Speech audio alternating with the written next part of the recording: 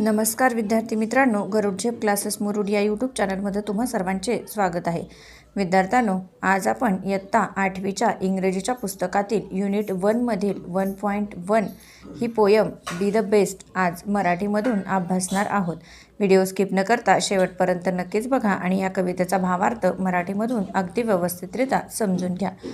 Be the best. Be the best म्हणजे काय, तर सर्वोत्कृष्ट बना, सर्वोत्तम बना.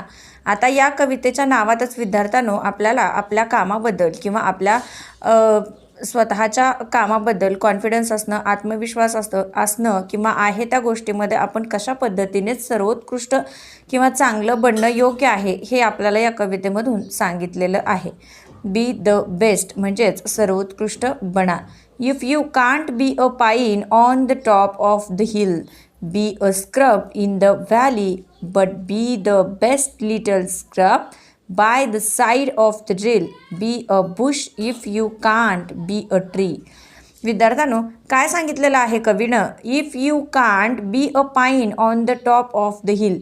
जर तुम्ही पाईन वृक्ष, टेकडीवरचा उंच असलेला पाईन वृक्ष होऊ शकत नसाल, बनू शकत नसाल, तर बी अ स्क्रब, एक छोटंस झुडूप बना. इन द व्हॅली, दरीमधील छोटंसं झुडूप बना. But be the best little scrub by the side of the drill. Be a bush if you can't be a tree. तुम्ही एक छोटं झुडूप बना. तुम्ही झुडूप बनवू शकत नसाल तर छोटंसं गवत बना, छोटं गवत बना, छोटंसं झाड बना आणि तुम्ही काय करा, सर्वोत्कृष्ट बना. म्हणजे आपण जे काही मोठं आपल्याला हवं असतं ते मोठं आपल्याला मिळत नाही, म्हणून आपण आपल्या कामामधून किंवा आपल्या जे काही छोटंसं मोठंसं काम आहे त्या कामामध्ये आपण कशा पद्धतीने सर्वोत्कृष्ट बनायचं आहे हे कवींनी इथं सांगितलेलं आहे. दुसऱ्या स्टांजामध्ये सांगितलं आहे, if you can't be a bush, be a bit of the grass. जर तुम्ही बुश किंवा झुडूप बनू शकत नसाल तर तुम्ही छोटंसं गवत बना. And some highway hyper make. आणि जे की हायवे आहे त्याच्या साईडला तुम्ही काय करा, हॅपियर म्हणजे तुम्ही काय करा, आनंदी बनवा. येणाऱ्या जाणाऱ्या लोकांना तुम्ही त्या छोटंसं गवत बनवून हायवेला सुद्धा तुम्ही हॅपियर बनवा, आनंदी बनवा. If you can't be a muskie then just be a bass. जर तुम्ही मस्की बनू शकत नसाल तर तुम्ही बास बना. आता हे जे दोन आहेत विद्यार्थ्यांनो ते माशांची नावं आहेत. But the lives bass in the lake. आणि तुम्ही त्या नदीमध्ये, त्या तलावामध्ये सतत त्या बास माशासारखं जिवंत राहण्यासाठी किंवा आनंदी राहण्यासाठी तुम्ही त्या लेकमध्ये आनंदी जीवन जगू शकता किंवा जगा.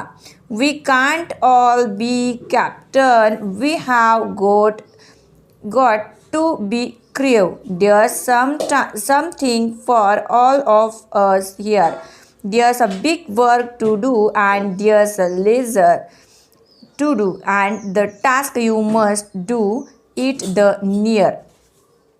We can't. बघा, सगळेच जण त्या बोट असते, बोटवरील काय सर्वजणच कॅप्टन असतात का? नाही. काही जणांना क्रिवचं पण काम करावं लागतं, पण ते काम जे आहे ते काम आपण हॅपीली करावं लागतं किंवा आनंदी राहून करावं लागतं. आपण आपल्या कामामध्ये बेस्ट कशा पद्धतीने बनवू शकतो याचा विचार करायला पाहिजे. कुठलंही काम हलकं नसतं किंवा कुठलंही काम भारी नसतं. प्रत्येकजण त्याच्या कामामध्ये सर्वोत्कृष्ट असतो आणि आपण आपल्या कामामध्ये सर्वोत्कृष्ट बनणं हेच आपलं खरं धैर्य किंवा ध्येय असायला हवं. If you can't be a highway then just be a trail. If you can't be the sun be a star.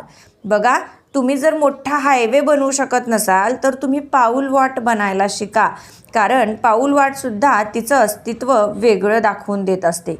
If you can't be the sun be a star. तुम्ही जर सूर्य बनवू शकत नसाल तर तुम्ही चांदण्या बनण्याचा प्रयत्न करा. It isn't by size that you win or you fail. Be the best of whatever you are. बघा, यामध्ये कवींनी काय सांगितलेलं आहे की कुठलंच काम आपल्यासाठी हलकं किंवा भारी नसतं किंवा कुठल्याच कामामध्ये आपलं मोठं किंवा लहान असं काही नसतं. प्रत्येक काम आपल्याला लहान मोठं असेल ते करणं गरजेचं आहे आणि त्या कामामध्ये आपण सर्वोत्कृष्ट कशा पद्धतीने बनू शकतो याचा विचार करणं गरजेचं आहे.